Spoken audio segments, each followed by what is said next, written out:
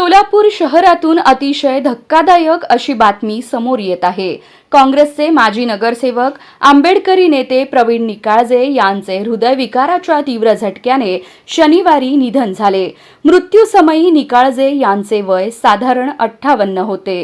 त्यांच्या पश्चात पत्नी, मुलगी, मुलगा असा परिवार आहे। संजय नगर कुमठानाका येथील निवासस्थानी पहाटेच्या सुमारास त्यांना हृदयविकाराचा तीव्र झटका आला। त्यानंतर कुटुंबियांनी त्यांना अश्विनी रुग्णालयात दाखल केले असता उपचारापूर्वीच त्यांचा मृत्यू झाल्याचं घोषित करण्यात आलं। दरम्यान त्यांचे पार्थिव शवविच्छेदनासाठी सोलापूरच्या सिव्हिल हॉस्पिटलमध्ये पाठवण्यात आले आहे। या ठिकाणी काँग्रेसचे अध्यक्ष चेतन नरोटे यांच्यासह काँग्रेस कार्यकर्त्यांची आणि निकाळजे समर्थकांची मोठी गर्दी झाली आहे। शनिवारी सायंकाळी त्यांच्यावर मोदी स्मशानभूमीत अंत्यसंस्कार करण्यात येणार असल्याची माहिती मिळत आहे। दादा अचानक गेल्याने समर्थक आणि कार्यकर्त्यांना अश्रू अनावर झाल्याचं पाहायला मिळतं।